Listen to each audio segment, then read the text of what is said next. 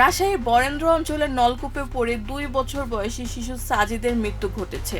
এই ঘটনায় বরেন্দ্র বহুমুখী উন্নয়ন কর্তৃপক্ষ ও সংশ্লিষ্টদের বিরুদ্ধে লিগ্যাল নোটিশ পাঠানো হয়েছে। এতে সাজিদের পরিবারকে 5 কোটি টাকার ক্ষতিপূরণ দেওয়া ও সব অরক্ষিত নলকূপ বন্ধের দাবি জানানো হয়েছে। সুপ্রিম কোর্টের আইনজীবী অ্যাডভোকেট মোহাম্মদ মনিরুল ইসলাম মিয়া 14 ডিসেম্বর নোটিশটি পাঠান।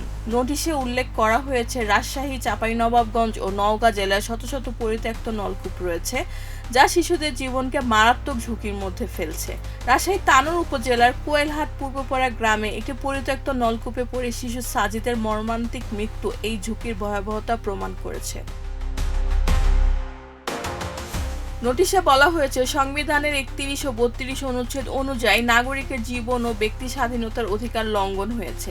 সংশ্লিষ্ট কর্তৃপক্ষকে 15 দিনের মধ্যে নলকূপ চিহ্নিতকরণ, সিল ভরাট বা স্থায়ী বন্ধকরণ, নিরাপদ ব্যবস্থাপনা এবং দায়িত্বে অবহেলাকারীদের বিরুদ্ধে ব্যবস্থা গ্রহণের নির্দেশ দেওয়া হয়েছে। দাবি পূরণ না হলে বিষয়টি জনস্বাস্থ্য মামলা হিসাবে হাইকোর্টে দায়ের করা হবে।